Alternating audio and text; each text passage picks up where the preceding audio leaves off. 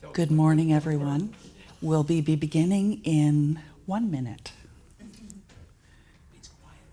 You know you can program your GPS to avoid toll roads or four-lane roads?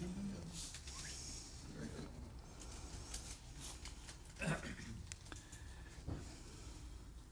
still get my maps at the Hamilton Automobile Club. It's hard to buy a map. It's hard to buy a map. I know. I had to stop in 3 different places to try and get a map once. And they just don't.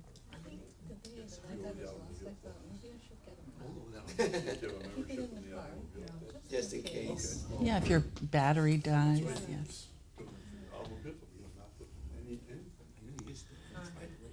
Here I'm trying to talk and I'm recognizing that I'm online.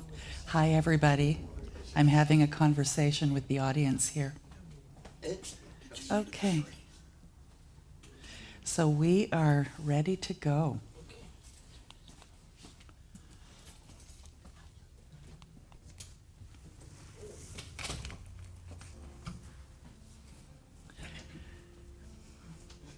So today's meditation will be a compilation of affirmations by Louise Hay.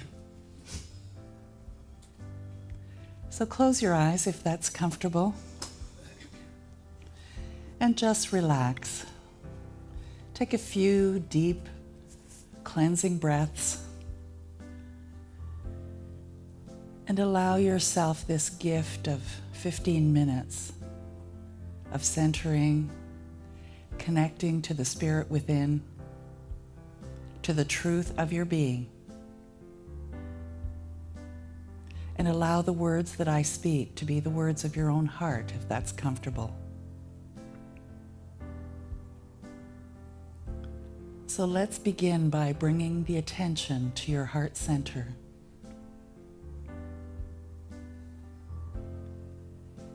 And from this point on, I will be speaking in the I am, remembering there is only one thing going on here: spirit. And so as I breathe and relax, I notice that there is this calm, this peace at the core of my being. So I bring my attention to my heart center and just allow myself to be in this place.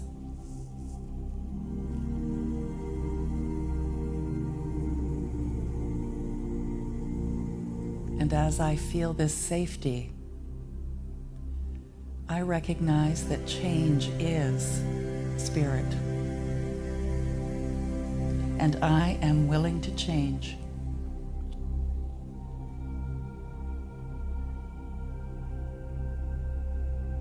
I am willing to release old negative beliefs, for they are only thoughts. And I allow them to be released so they no longer stand in my way.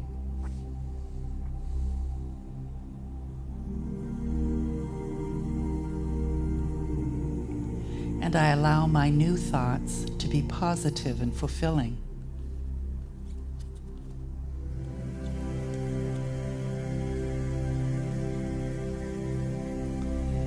And as I do this, I let go of all expectations.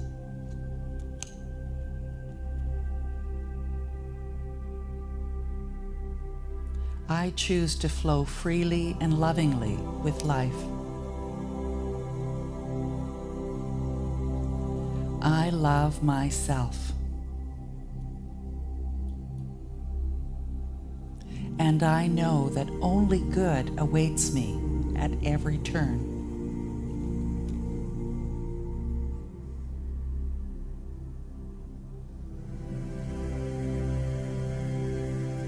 Every thought I think is creating my future.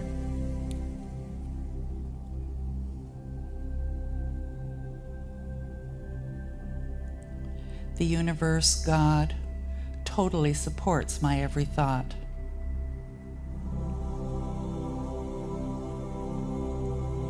I choose to think and believe that I have unlimited choices. I can choose what I think. So today, in this moment, I choose balance, harmony, peace, and I see it expressing in my life.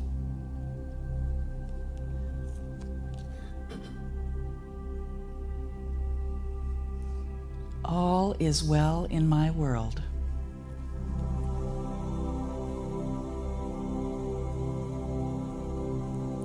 Everything is working out for my highest good.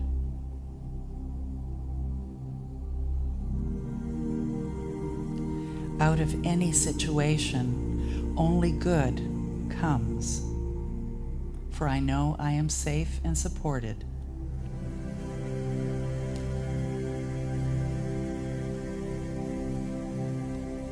So as I breathe in, I recognize that my inner wisdom is wise and loving and supportive. I trust my inner wisdom.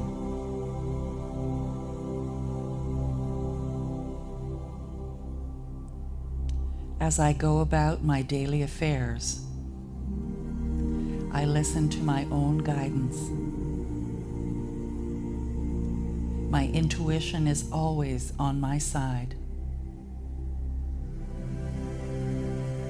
And I trust it to be there at all times. For in my heart I know it is. I am safe.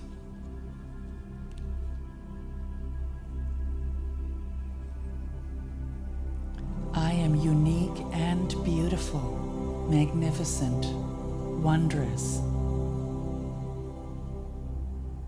I accept my uniqueness.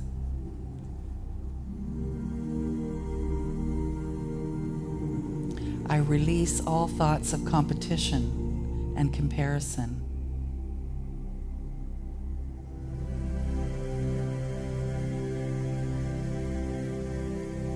I recognize that we are all different and meant to be that way. I am special and wonderful. I love myself.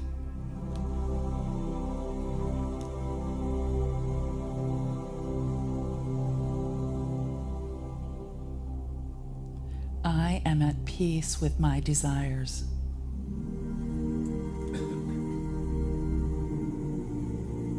I rejoice in who I am and in my own body. My body is perfect for me in this lifetime.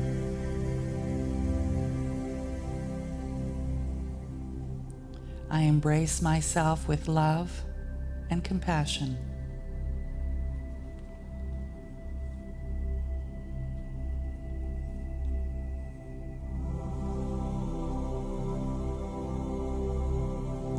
It is with great joy that I remember that I am in the process of positive change.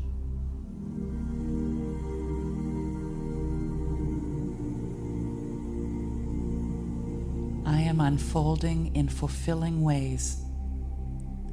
Only good comes to me.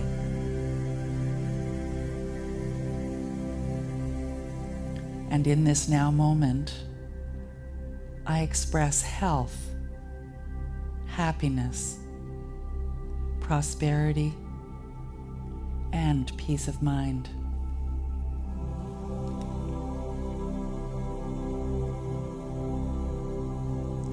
And as I move through my day, everything I touch is a success.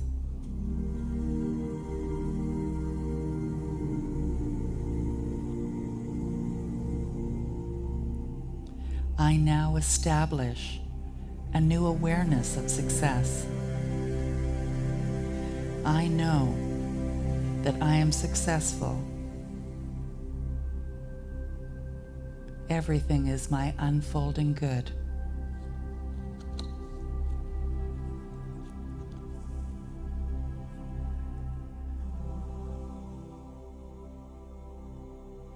I see clearly.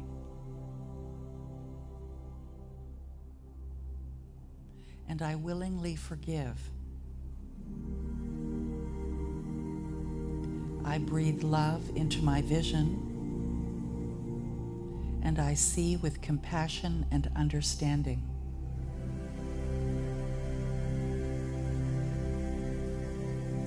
My clear insight is reflected in my outer sight and in my reality.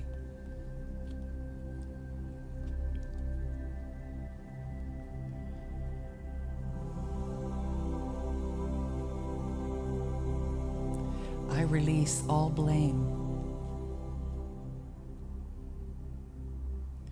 I release the need to blame anyone, including myself. I know that we are all doing the best that we can with the understanding, knowledge, and awareness we have. And my awareness grows with every day.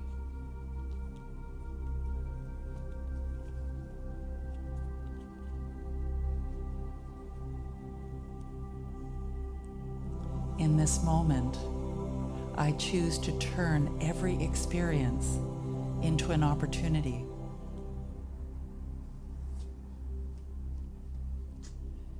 Each problem has a solution.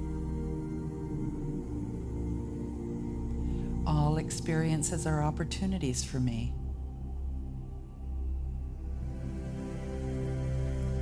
I learn and grow, and I am always safe.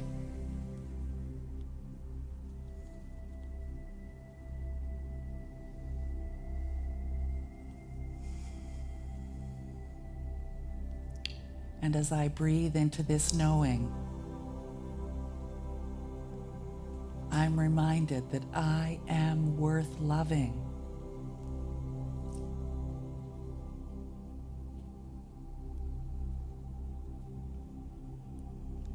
Love is given freely.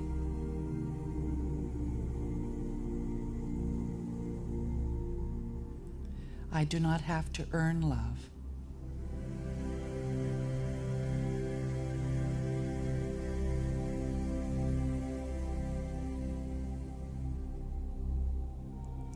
I am lovable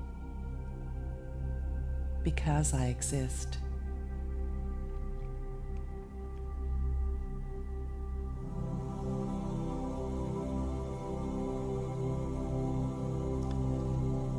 Others reflect the love I have for myself.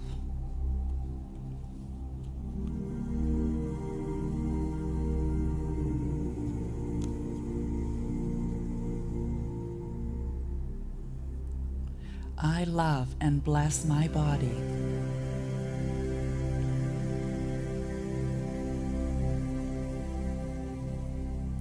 And as I create peacefulness in my mind, my body reflects this peacefulness as perfect health.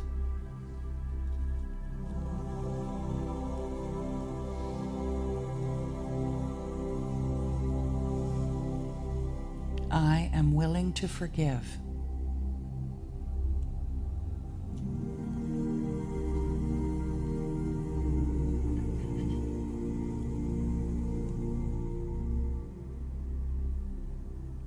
I balance my masculine and feminine sides.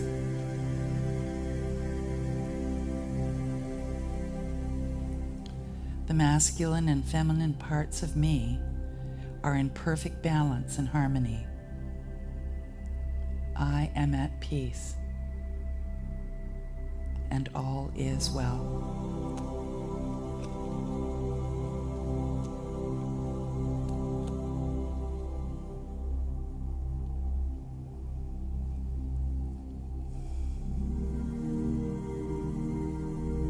My work is deeply fulfilling.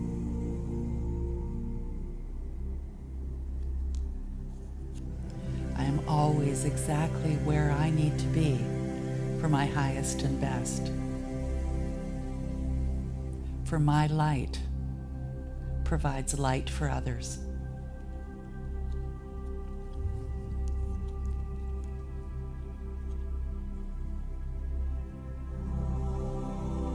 There is plenty for everyone, including me.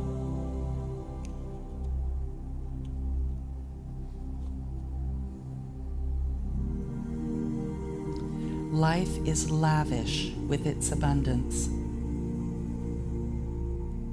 All my needs and desires are met, even before I ask.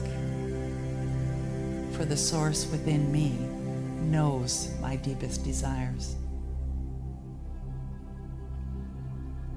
My good comes from the most amazing places, from people, places, events. I am in awe of how my good shows up.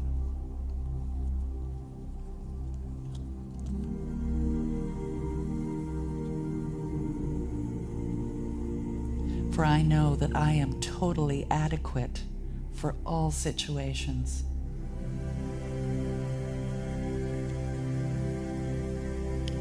I am one with the power and wisdom of the universe. I claim this power now, and everything becomes easy for me. I am comfortable standing up for myself.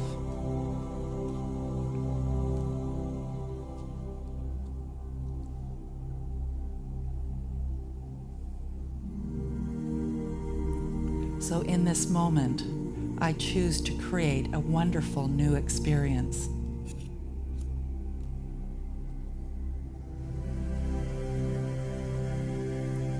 I am totally open and receptive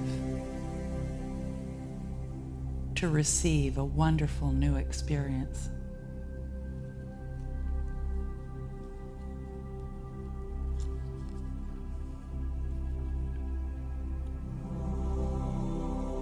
So as I notice this, I release all fear and doubt.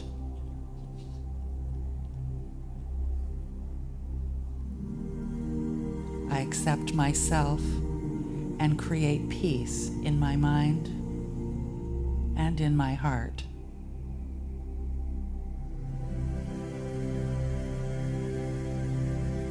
I remember that I am loved and I am safe.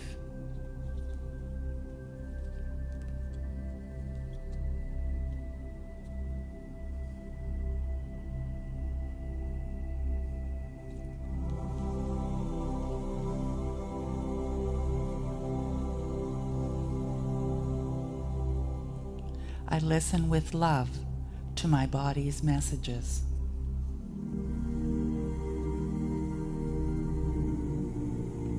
My body is always working towards pure health, optimal health. My body wants to be whole and healthy. So I cooperate and become healthy, whole, and complete.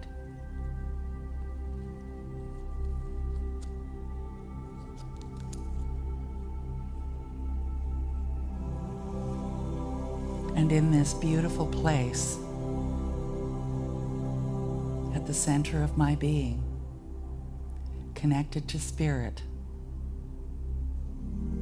I remember that I am beautiful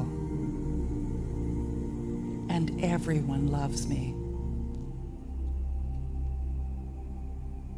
And as I radiate acceptance, I receive acceptance.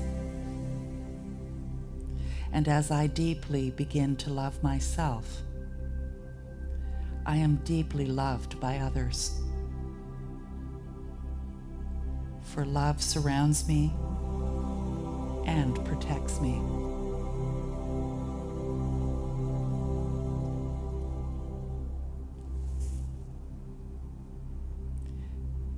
And knowing that my words initiate all of my life experiences, I gently, easily, and confidently release them all, knowing my unfolding good is my truth. With a grateful heart, I let go and I allow it to be so. Please join with me in affirming, and so it is.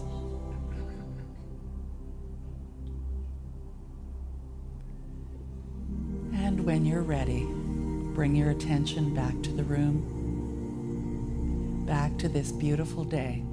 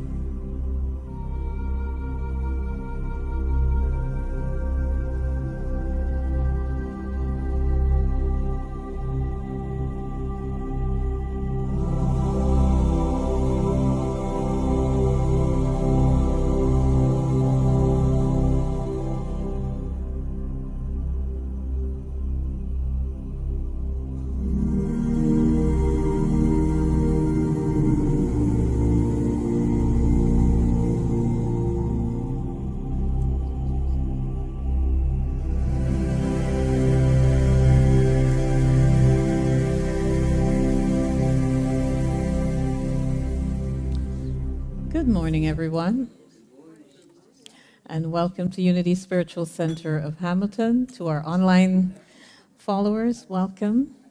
As always, we appreciate your presence both online and in the sanctuary. My name is Marcia Daly, and I'm your presenter for today. We are a tithing center, so 10% of all we receive goes back out into the community, and we are blessing in the third quarter Unity Canada and New Hope bikes. So let's begin with our song of the month, Brothers and Sisters, written by Eddie Watkins Jr. and sung by Emilio Zaris.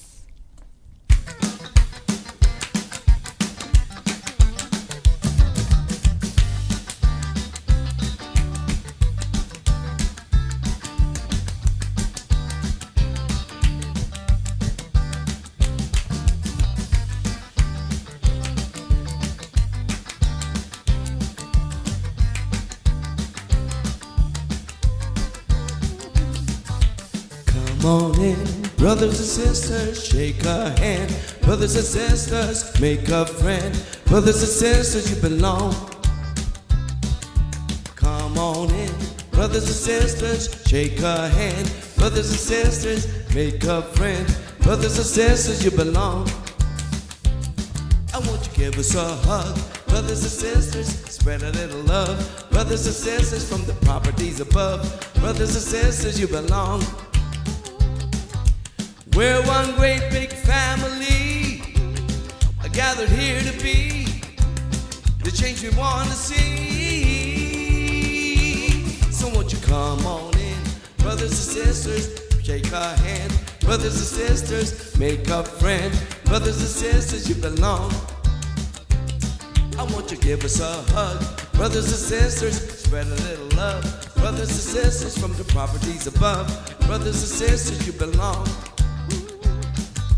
We're one great big family, gathered here to be the change we want to see. So won't you come on in, brothers and sisters, shake a hand. Brothers and sisters, make a friend. Brothers and sisters, you belong. Dance time.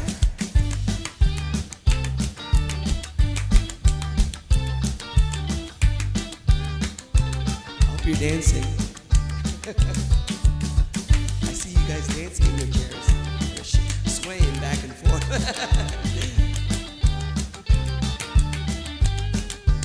One more bar.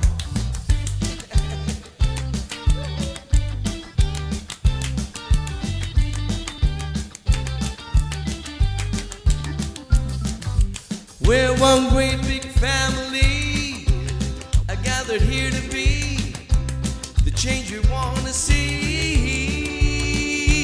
So won't you come on in, brothers and sisters, shake a hand. Brothers and sisters, make a friend. Brothers and sisters, you belong. Brothers and sisters, you belong. Brothers and sisters, you belong. Brothers and sisters, you belong. Brothers and sisters, you belong.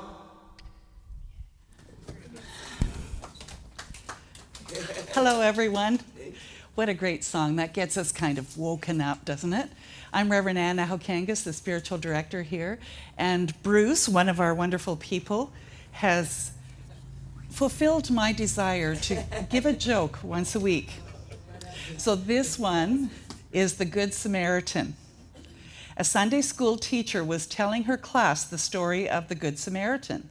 She asked the class, if you saw a person lying on the roadside, all wounded and bleeding, what would you do? Thoughtful little girl broke the hushed silence. I think I'd throw up. Yuck, yuck. That one, we'll cancel that one. So let's begin with opening prayer. We'll pray for better jokes. Oh, as I breathe and relax into this moment, I invite you to join with me in the I Am. Remembering that even in the bad jokes, Spirit is there. In every situation, Spirit is at the heart of it, providing an opportunity to perhaps change my mind, change my way of thinking, change my perspective. And so in this moment, I remember that I am lovingly embraced by this divine intelligence that is who I am. And I'm always fully supported. And it says yes to me no matter what I choose to experience. And so today I turn my focus on experiencing life-enhancing, revitalizing, wonderful, fulfilling, loving experiences. For I deserve it, them, those, all of it, and more. So with a grateful heart, I know it is already done. I let go and I let it be so. Please join with me in affirming. And so it is. And let's name it and claim it.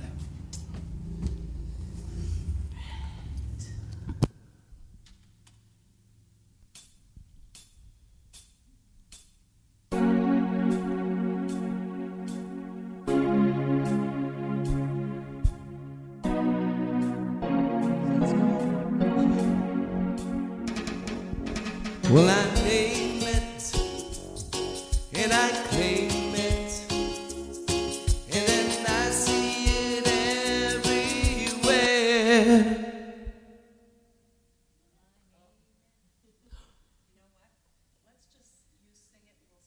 Okay. Oh, okay. Well, I name it and I. Okay. Oh, okay. Okay. Oh, okay, yeah, okay. Well, I name it. We're gonna play back here, and I claim it, and then I see it everywhere. Well, I name it, and I claim it, and then I see it everywhere. 'Cause it's, well, I name it, and I claim it, and then I see it everywhere. Well, I name it, and I claim it, and then I see it everywhere. 'Cause it's a mine,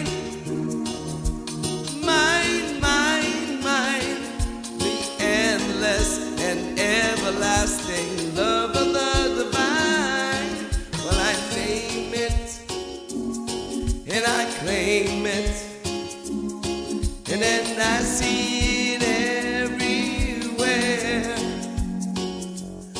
Well, I name it, and I claim it, and then I see it everywhere. Name love, 'cause it's mine, the endless and everlasting love of the divine. Well, I name love, and I claim love, and then I see it everywhere. Well, I name love, and I claim love, and then I see it everywhere. 'Cause it's a mine, as I see it everywhere. 'Cause then I see it everywhere.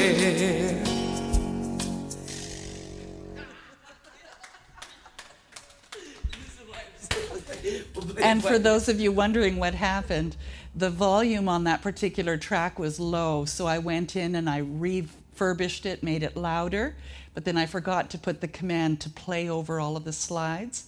So as soon as you click to the next slide, it stopped. So thank you, Emilio, for knowing it well enough.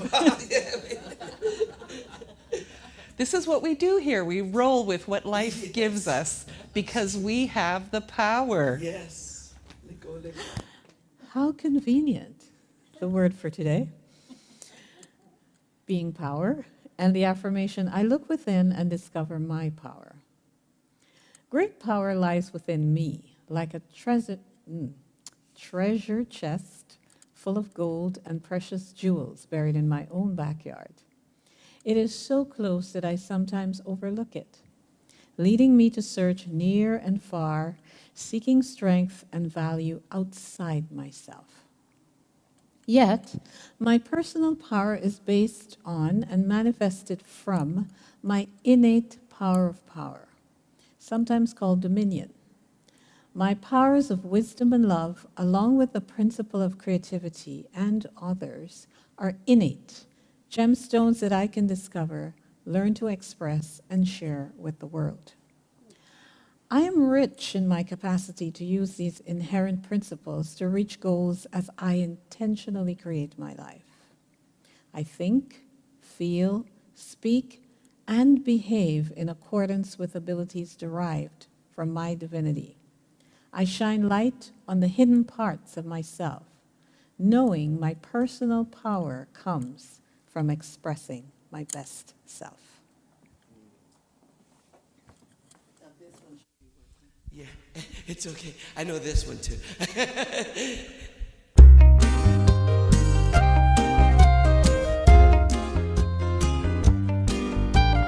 I am the thinker who thinks the thought that changes things that shape my life. I am the thinker who thinks the thought. I have the power to change my life. I am the thinker who thinks the thought that changes things that shape my life. I am the thinker who thinks the thought. I have the power to change my life. If you ask me who am I am wisdom, I am light. I am more than meets the eye. I cannot be defined. I am the thinker who thinks the thought that changes things that shape my life. I am the thinker who thinks the thought. I have the power to change my life. I am the thinker who thinks the thought that changes things that shape my life. I am the thinker who thinks the thought. I have the power to change my life. If you ask me what am I am beauty, I am joy. I am more than meets the eye. I cannot be defined. I am the thinker who thinks the thought that changes things that shape my life. I am the thinker who thinks the thought. I have the power to change my life. I am the thinker who thinks the thought that changes things that shape my life. I am the thinker who thinks the thought. I have the power to change my life.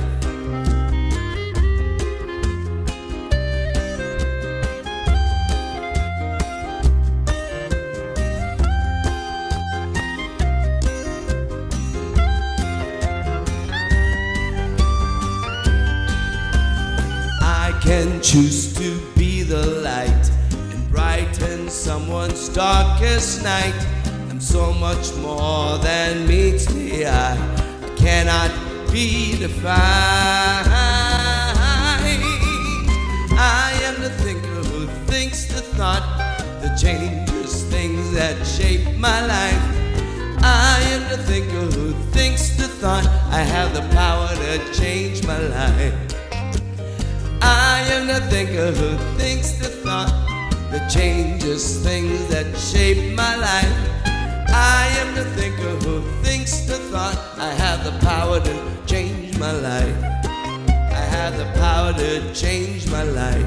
I have the power to change my life.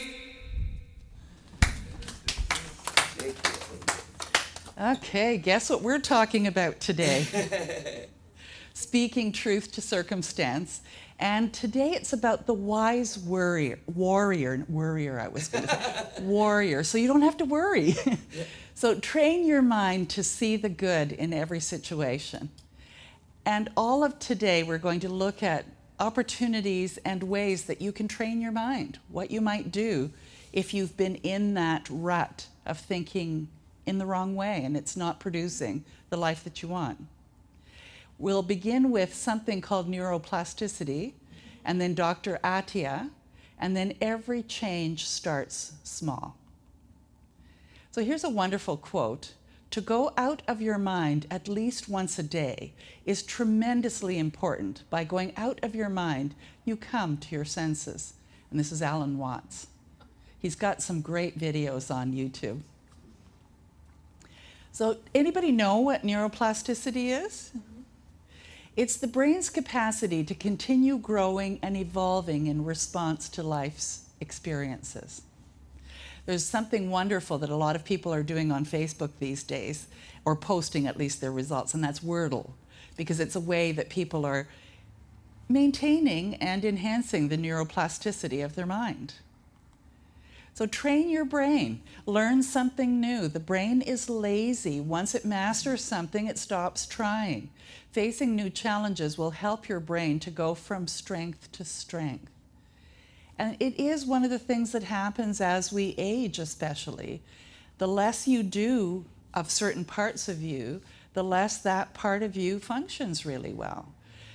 Deepak Chopra talked about that you can enhance your eyesight by just training yourself to look far and to look close, and enhance that distance every time, and enhance how close you can see, and your eyesight will actually get to the point where you don't need glasses. So we believe that we're at a certain age, that certain things have to happen to us, but they don't. It's just that we have gotten to that lazy stage where we do so many of the things repetitively in the same way. So I invite you to think about some of the things that you're saying, oh, well, it's just because I'm old, or it's just because, and you're giving an excuse, and say, gee, I could change that, and what might I do to change that? So neuroplasticity is the ability for the brain to adapt and change over time by creating new neurons and building new networks. So they say that the brain can't grow. It can. The brain does not change itself. Our mind changes the brain. So you have to make that decision and then start doing what's yours to do. It was believed that the brain stopped growing after childhood at one time, and yet research shows that the brain can continue growing and changing throughout our lifetime. So yahoo, right? It is possible to change dysfunctional patterns of thinking and behaving and develop new mindsets, new memories, new skills, and new abilities. You're not stuck where you're at. So if you think that you are, then you will be. But if you believe that you can transform old habits, old ways of being, it begins with awareness. It begins with making the decision to do that. So because of this, you can bounce back from bad habits. I think of one habit that I had. I believe I was trying to think how old I was. 27, and I wanted to get pregnant at some point. And I was smoking 3 king-size packs of cigarettes a day. And most of them were just burning in the ashtray, because I'd have the first puff and maybe the last puff, and I was in hairdressing, so you can imagine all my clients smelled of cigarette smoke. But one day, I ran out of cigarettes. I had 3 cigarettes left in the morning when I woke up, and I had this panic in my mind that, oh my God, I'm not going to last until I get to work. I'm going to run out of cigarettes before I get to work. How will I live? And my boyfriend at the time smoked as well. He didn't have any cigarettes for me to steal from. And so in that moment, I had that dialogue. You know that dialogue you have in your head where part of you is saying, well, you ought to do this, and the other one's saying, no, I can't. And that voice said, well, then quit smoking. And I went, okay, watch me, I will. And from that moment on, I didn't smoke another cigarette. And I've had a couple of puffs of cigars when we've been to Cuba and places like that. The first puff is always sweet, but after that, it's like a garbage can. But that's all I have done, and that was just changing my mind. Now, there were a lot of physical things that occurred, like my hands were always busy, so I sew. So I made pockets in everything so that I could put my hands in my pockets, so that they would have something to do until I broke the habit of constantly using my hands. But It was a definitive decision, and then I had to do things to follow up. So what have you been in a habit about that you might change that'll be better for you? So even if you've been in a rut of negative thinking or feeling or behaving or fear-based memories maybe, you can change your thinking and you will change your life. So let's look at Dr. Attia. I spoke last week about a video that really inspired me. And so I have broken it up into, I believe, 8 sections because the algorithms with YouTube don't allow you to play more than a minute or so without it causing a problem for our broadcast. So I will speak to every segment after each one. And he's talking about how you can nurture resilience and by examining your distressing feelings and experiences and how you can redirect yourself to better thinking. And also how to stay calm in every situation. So let's begin with the first segment. One of the hallmarks of my existence has always been, just an insane amount of anger and rage. It's been there as long as I've known. So I don't have a conscious memory of not having rage, right? So earliest memories of life when I'm 5 years old, I have rage like you can't believe. And it's a problem all my life. So as a teenager, if I go more than 2 weeks without punching a hole in the wall of our house, it's a miracle. I mean, I am so good at drywall. You can't believe how good I am for all the stuff I have to repair around our house. Like I'm breaking windows, it just doesn't, and so in a way, and of course I rationalized how much boxing saved my life because I had this amazing outlet for my rage, right? I got to basically exercise 6 hours a day. I'm hitting punching bags in people all day long, and it's just a beautiful outlet that keeps me out of jail. And the interesting thing is that as we move forward in this, he doesn't release permanently the rage. The physical activity releases it in the moment, but he didn't make a choice to release it permanently.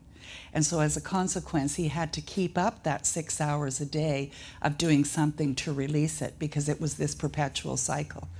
It's a bit like my husband, Reverend Randy, kept growing a cancerous cyst on his vocal cords, and he had 8 surgeries, each one to remove it as it grew back. And in the 8th surgery, the doctor said to him, well, you keep growing them and I'll keep cutting them out. And as we were driving home, he said to me and to himself, I don't have to keep growing them. I'll stop. And so for 10 years, he had no experience of anything growing in his vocal cords because that's what he had decided to do. So it's a mindset. And a big part of that rage was inward, right? So it's not rocket science to understand that a person who has that much hatred for everyone has an enormous amount for themselves. And often we forget when somebody's really angry that they actually are that angry, if not angrier at themselves. So whatever is the bad behavior that you're seeing in someone else, or maybe even in yourself, to recognize that what's within is also without.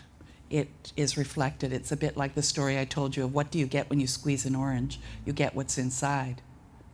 And so one of the things I didn't realize was happening was what my inner monologue was, because as you can appreciate, your inner monologue is so frequent and ubiquitous and present that it's easy to almost forget that it's there. I mean, that's the sort of dangerous part about it, right? Is kind of the David Foster Wallace "this is water" thing. The fish are swimming through water. The water's everywhere. They don't even realize they're in water. You don't realize the subconscious stream of thoughts that constantly flow. So what is your inner dialogue? Have you begun to notice it, especially in situations that don't serve you or where it doesn't feel good? What thoughts have you noticed, and what are you starting to pay attention to? Because it's really where it all begins. And we do so much so automatically. You know, I remember somebody once saying that drive a different way to work every day, just so that you become more aware of your surroundings. And so how much of life are you doing the same way every day, all of the time? And your thoughts are the same thing. You think, they say, the same thoughts every day, most days. And you can change that. You have the power to change that. But you have to notice what they are first to change them. And it's not easy in the beginning. So the next one now. But eventually, I became aware of just what that self-talk was. And it was no longer the case. It was the angriest, the most violent self-talk you can imagine. I mean, it was like, there is no mistake that I could make that was anything other than my perfect standard that didn't result in what I would call my inner Bobby Knight going ballistic. I don't know if any of you are familiar with Bobby Knight. He's a coach for one of the large teams. I don't remember what sport it was. But apparently he would just go ballistic every time one of his people would do something incorrectly and not the way that it was supposed to be. And he was a really great coach in the sense that the team always did well. But can you imagine working under someone like that? And so this man, Dr. Attia here, is talking about how he was like that Bobby Knight. Like everything he did, if it wasn't perfection, then he was beating himself up, and as a consequence, putting holes in walls and doing all kinds of stuff. So for me, I would get a sore stomach. And I didn't even realize that I was thinking something until my stomach was already sore, and I'd been thinking about it for a while. So I would have to then go backwards and say, okay, what has happened in my day that has caused me to internalize whatever it is that I have going on? And how might I think about that differently? And is that true, what thought I believed? So perhaps I got afraid of not being good enough or not being worthy enough, or I wasn't perfect enough at something. And 2 hours later, my stomach is in knots. Okay, so how can I treat myself differently? So what kind of reaction do you have to thoughts like that that are maybe beating yourself up that you don't recognize? You know, do you have a certain kind of reaction?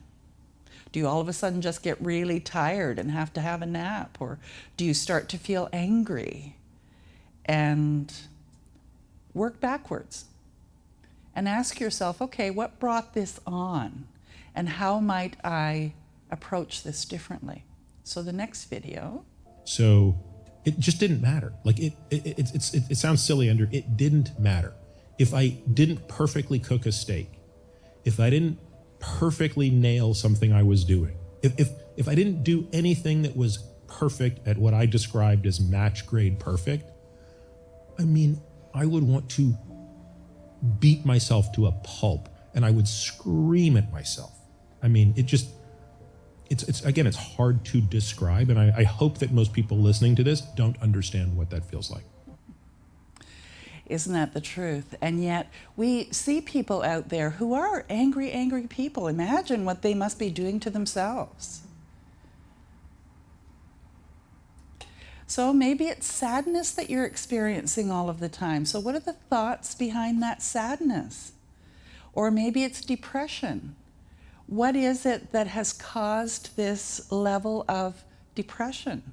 Or maybe you're afraid and it's like there's nothing seemingly to be afraid of, but you feel really afraid. So what is it that is underlying? What kind of thinking experiences did you have to make you believe that that's the way it needs to be? Because it doesn't. You can change your mind. And so he continues. Well, it became very clear that that had to change, because when you hate yourself that much, by definition, you are going to be an insufferable prick to everybody else. Like, because you're just, that's going to spill into how you interact with the world. So I was working with a therapist, who was one of the people who was sending me to this place in Arizona. And basically, it became clear that, you know, they proposed that I could shed this trait if I was willing to do a certain amount of work. And I was like, there's no chance. Like, I'm 47 years old. This is the only way I've ever interacted with myself. How in the world could this be undone? It would take another 40 years to undo this. And they're like, no, here's this exercise you're going to do. So the exercise was, every single time I did something where I would have that self-talk, I would have to immediately stop myself and pretend that it wasn't me that just did that, but it was one of my closest friends. And instead, I would audibly speak to that person. There was nobody else there, but speak to that person as though they are the one that made the mistake. And I was to record that on my phone. So it's an interesting idea, isn't it? Now, he believed that because he had it since he was 5 years old, that there was no way that you could undo it. And yet he's about to tell us that he did undo it. And so can you, whatever that might be. So who might you speak to in that situation? So let's say I give the example of my stomach. I just speak out loud to myself. And I've done it where I've said, okay, you know, and I think of myself as the vulnerable, really afraid, insecure part of me that exists in me, and say, you know what? It's okay. And you can make mistakes, and mistakes are okay, and you're going to be all right. And it doesn't matter if everybody likes you or even if they love you. It doesn't matter. You know, I just have this dialogue. Randy will hear me kind of talking in the other room and say, oh, there she goes again, you know, as I'm talking it out. But if I say it just in my head, it doesn't seem to work for me. I have to speak it out loud. So you might speak it, you might write it down, whatever it is, to just stop yourself in the moment to start to turn it around. So he continues. So if I'm out there shooting my bow and arrow and I don't get a bullseye, instead of screaming at myself, I have to say, oh, imagine it's my buddy JR who just missed that shot. What would I say to him? Pick up the phone, or pull out the phone and say, of course, something different. And of course, what I would say in that situation was much kinder. I mean, infinitely kinder. It's like, if I'm saying it to my closest friend, I'm going to say it in a very kind way. And I had to take a copy of that audio and text it to my therapist. Oh, wow. Yeah. Talk about vulnerability. So can you imagine? I was all on board this practice until you mentioned that. Can you imagine that poor therapist receiving all these texts? So what might you do to notice your thinking? I remember one technique was to put a rubber band on your wrist and just kind of snap it every time just to remind yourself. What else might you do? And perhaps it's to just stop in that moment and just say, stop. What's really true here? Why am I going down this rabbit hole? Why am I feeling this way? Because we create our reality based on our thinking. And it's our thinking, our own thoughts on things that create our life. So you get to choose. So he continues. Well, this poor person got a lot of text messages, a lot of audio files. But here's the part that just blows my mind. It only took, I don't know, I can't remember exactly. I'd have to go back to look at my journals. It only took about 4 months to get rid of Bobby Knight. Like, again, we had kind of a mental model for what this looked like, which was Bobby Knight was the chairman of the board. He sat in the boardroom and nobody else got to talk. And for those that don't know, Bobby Knight had a terrible temper. Yeah. Yeah, the worst. Right. This is the guy that was throwing chairs across the basketball court. Level 11. Yep. Out of 10. And all of a sudden, like, we got to the point where Bobby Knight is not even in the boardroom anymore.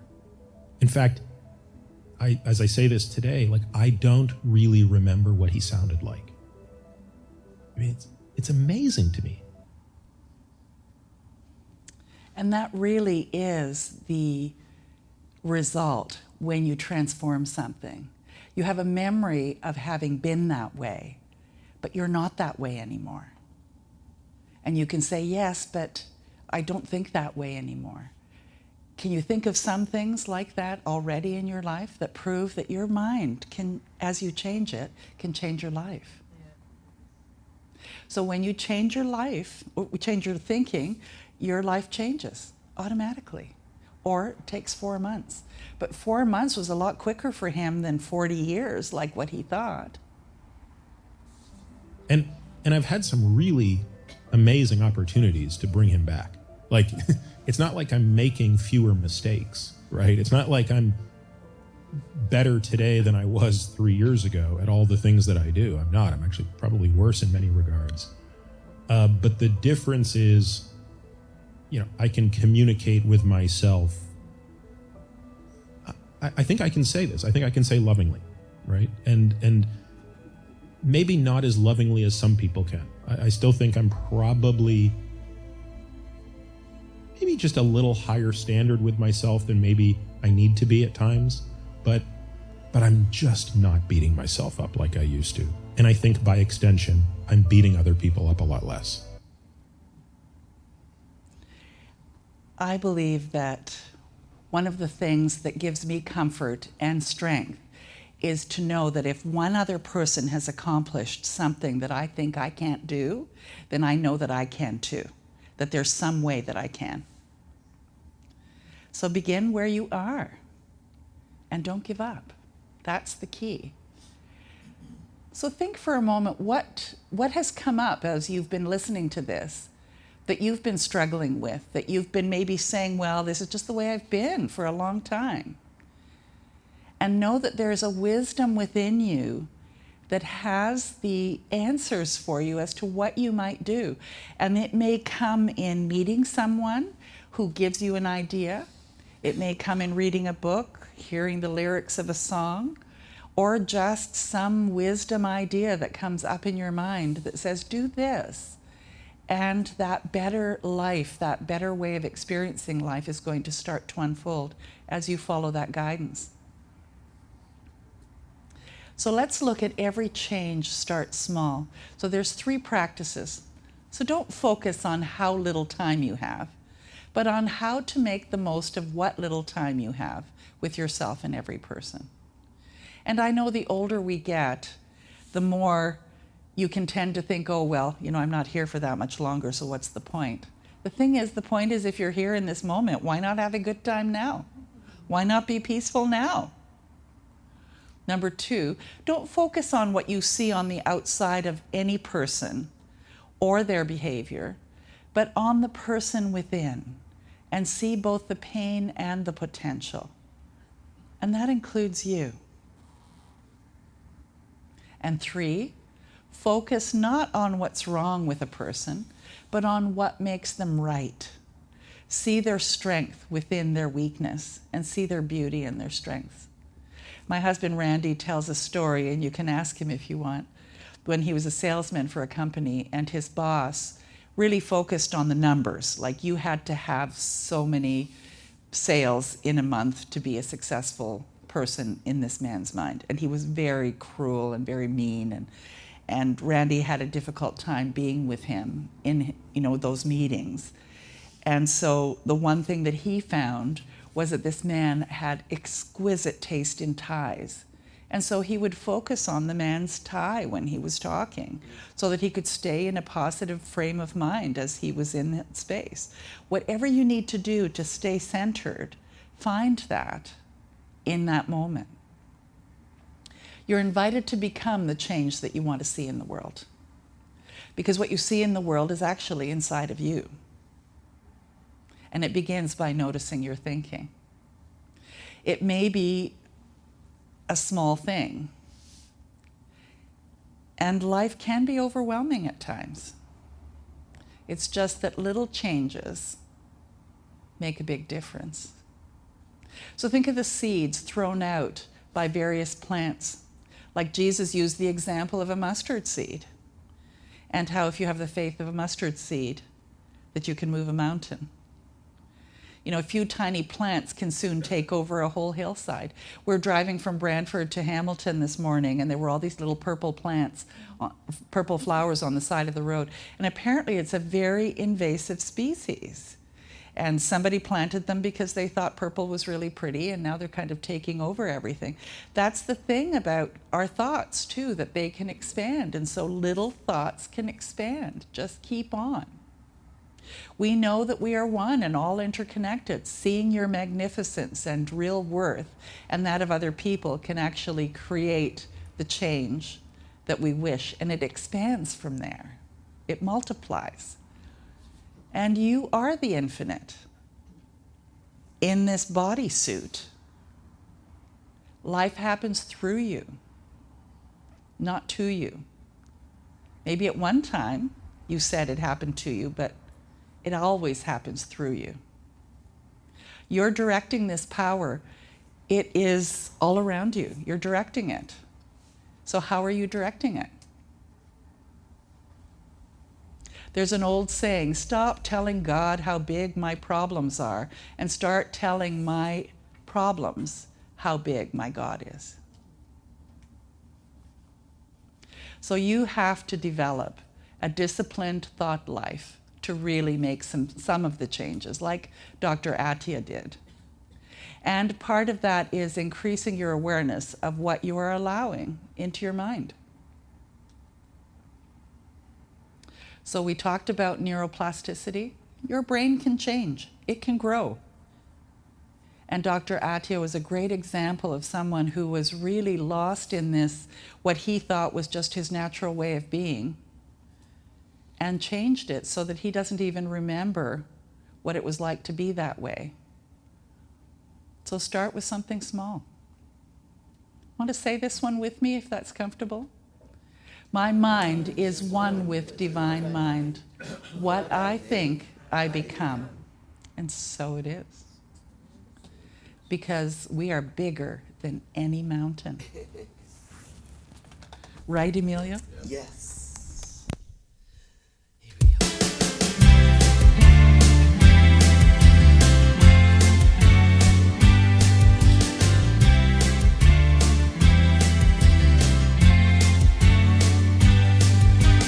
Bigger than all my problems, bigger than all my fears. God is bigger than any mountain that I can or cannot see. Bigger than all my questions, bigger than anything.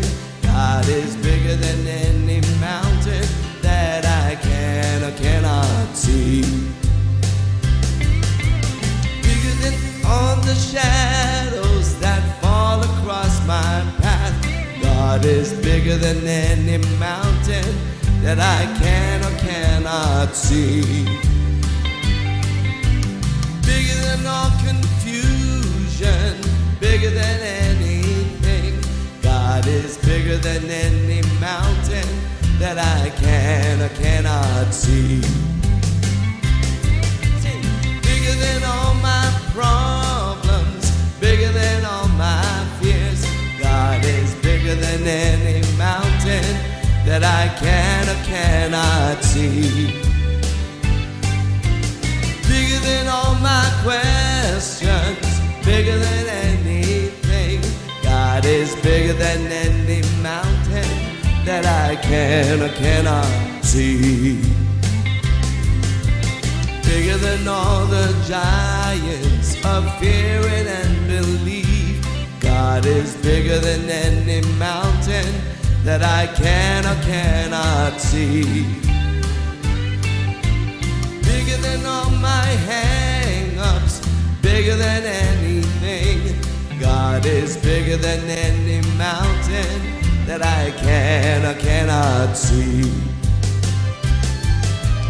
Bigger than all my problems, bigger than all my fears.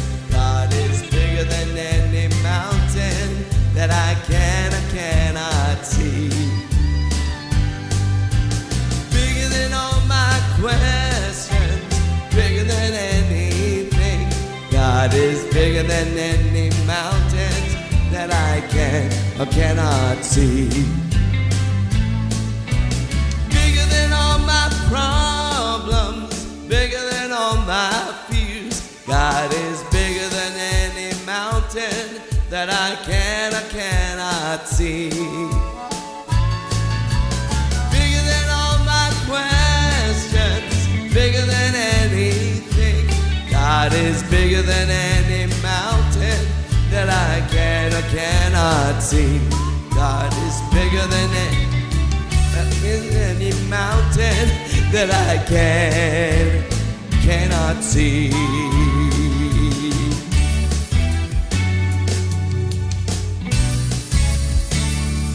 There you go. Thank you. Bigger.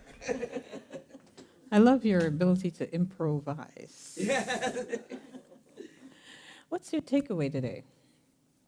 It is very interesting that I didn't know you were going to talk about this today, but I witnessed something in doing errands on Friday, and it was full-blown road rage. And I came away from that incident thinking to myself, there's got to be more to that individual than whatever happened. I don't know what happened, but I just saw this car move over to like the left side, and then this other one came right behind him, and a lot of talking. And I was so mesmerized. This guy had a lot of garbage in his car because he kept throwing things out the window. He was running out of things to throw out of the window. And then he got out of his vehicle, and that's when I thought, uh-oh, walked to this other vehicle in front of him and started to kick it, but the light changed and the guy drove away. And my thought is exactly what you said today, and that's one of my takeaways. Don't focus on what you see on the outside. So there's more to that guy than was being displayed that day. I don't know what caused that rage. But there's got to be a nicer person in there who is at the very core of his being, his God self. But it was not on display on Friday. The other thing I'm taking away is, what's my inner dialogue? And if I want to see change, it has to start by me noticing what I'm thinking. And I like the phrase, life happens through us. I grew up thinking life happened to me, but it's a through me, which has made all the change that I experience. So thank you, Reverend Ann. And thanks to everyone for supporting our community. And we know you can do that by way of envelopes in the center, by e-transfer, online, or by checks made out to Unity Spiritual Center. And in the spirit of giving and receiving, blessing and praising, I'd like us to, hand on heart, repeat the affirmation for conscious giving. Divine love that I am blesses all I give and all I receive. Thank you. And there's just one announcement. There will be a new class. There's a lot happening here. Have you noticed? There'll be a new class starting September 6th on Friending the Universe, and this is the workbook. And it's written by, I think I know her. Reverend Anne Ahokangas is the author. The printed copies are $20, and there's also a digital copy available online if you can't make it, because it will be both in person and on Zoom. And if you don't have the time, you may purchase the workbook and follow on your own, because the dates and chapters will be printed as the class goes along. So there's a way for everyone to fit in.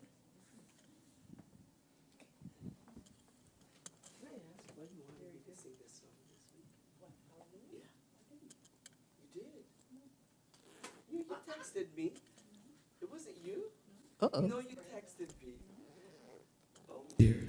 It was God. It's so funny. I received a text. I'm sure it was I received a text or an email that said to sing Hallelujah, if I could sing Hallelujah this week. And so that's why I included this song in the service today. I thought it was from Reverend Ann, but she said she didn't text this or email it to me. So I don't know why. Interesting. Wow. Well, thanks, man. Yeah. At the topic. Woo. I'm going to show you that email.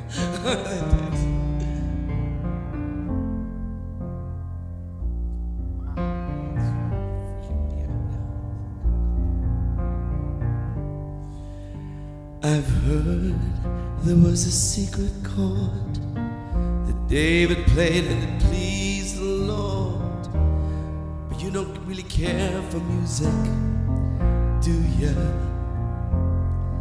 Well, it goes like this: the fourth, the fifth, the minor fall, the major lift, the baffled king composing. Hallelujah, hallelujah,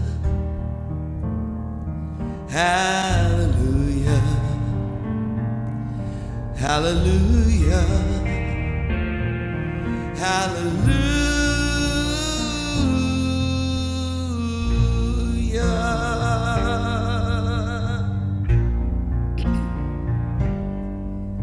You say I took the name in vain.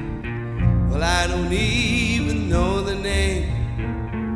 But if I really did, well, really, what's it to ya?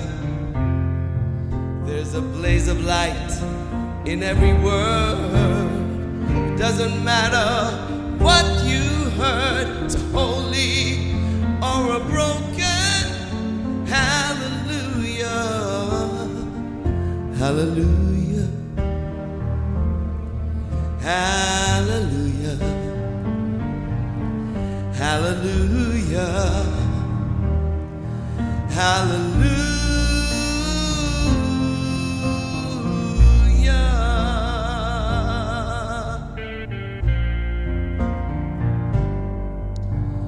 Maybe I've been here before. I know this room, I've walked this floor. I used to live alone before I knew ya. I've seen your flag on the Marble Arch. Love is not a victory march. It's cold and it's broken. Hallelujah, hallelujah, hallelujah, hallelujah, hallelujah.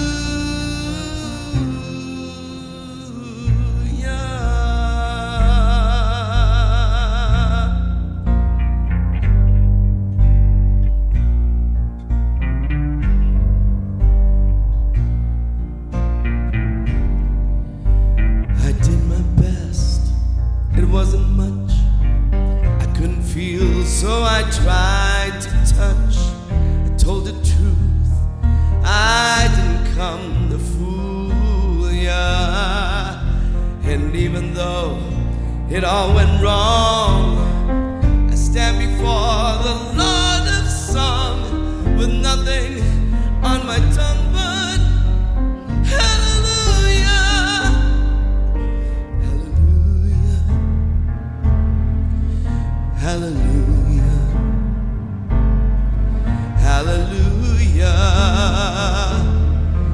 hallelujah,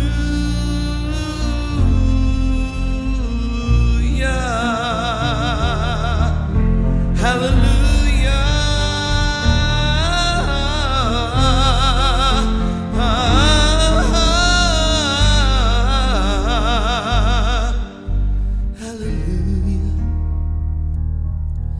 hallelujah,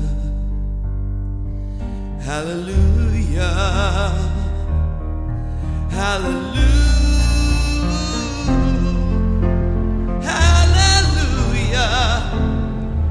hallelujah,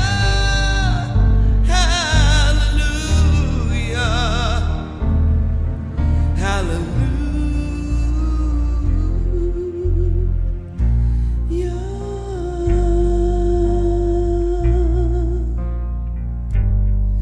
hallelujah.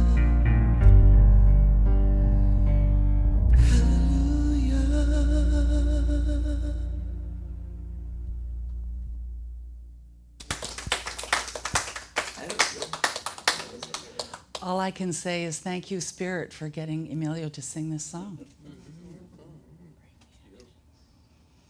You know, the lyrics in that, I stand before the Lord of Song, and this idea that I can be broken and not knowing what to do, and that there is something around us and within us that can guide us and support us and love us through anything.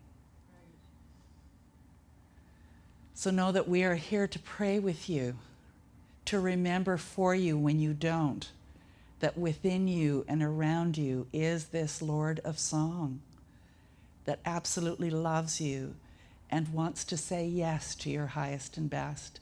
So send us a prayer request if you're not able to remember for yourself at prayer@unityspiritualcenter.com, or a prayer request form here, place it in the prayer box. And know that on any given moment, Silent Unity is praying on your behalf as well. So no matter what you have going on, there is something closer than your hands and feet that is saying yes to your good, that loves you. So would you say the prayer of protection with me? The light of God surrounds us.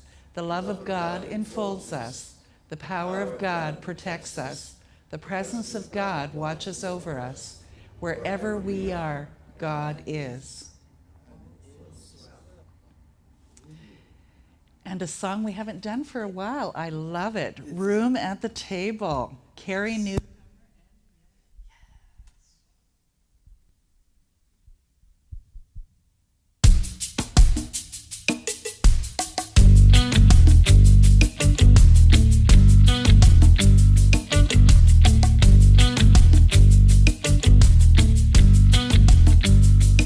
Let our hearts not be hidden. To those living on the margins, there is room at the table for everyone. This is where it all begins. This is how we gather in. There is room.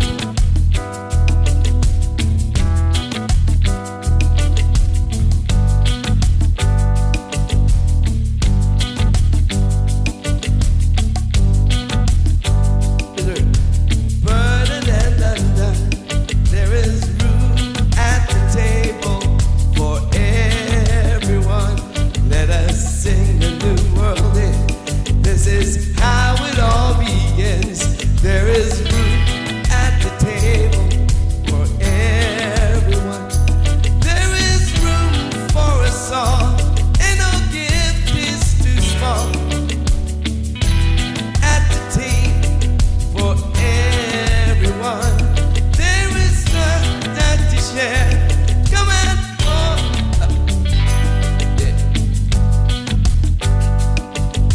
no matter where you're from, there is room at the table for everyone. Oh wait, what, are we good? Okay, yeah, I can't. I don't know where I. It's been so long since I sang this song. I forgot where to come in. Okay. Okay, good. Thank you. Round 2. I love second chances.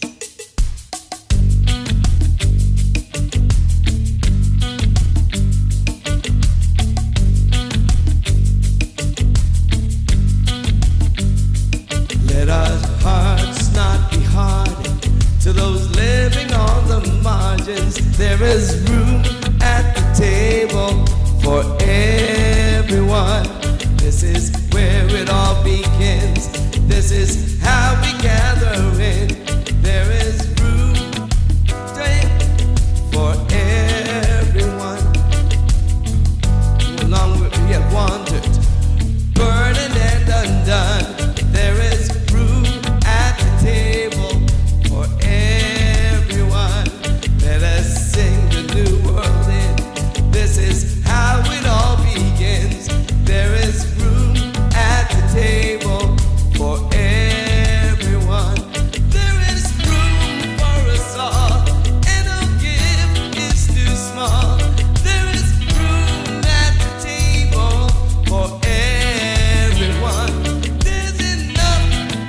share. Come and pull up a chair. There is room at the table for everyone. No matter who you are, no matter where you're from, there is room at the table for everyone. Here and now we can be the beloved community. There is room at the table for everyone. There is room for us all, and no gift is too small. There is room at the table for everyone. There's enough if we share. Come and pull up a chair. There is room at the table for everyone.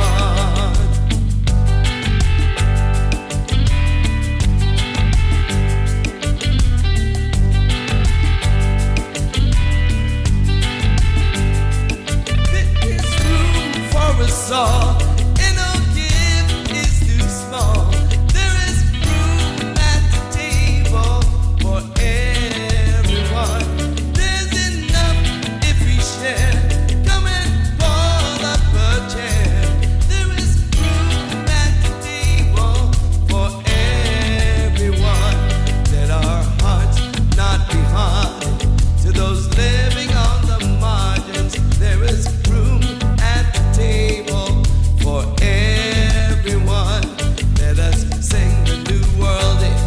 This is how it all begins.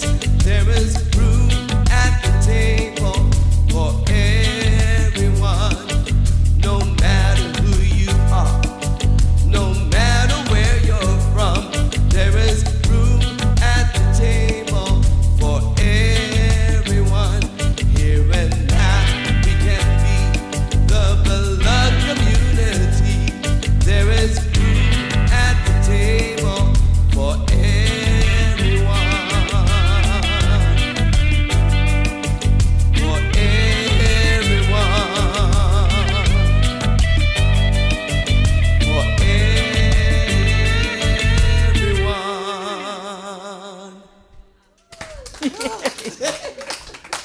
I'm glad we did it again. I love that song. So see you next week, everyone. Thank you so much for coming. And remember, I love you. Bye for now.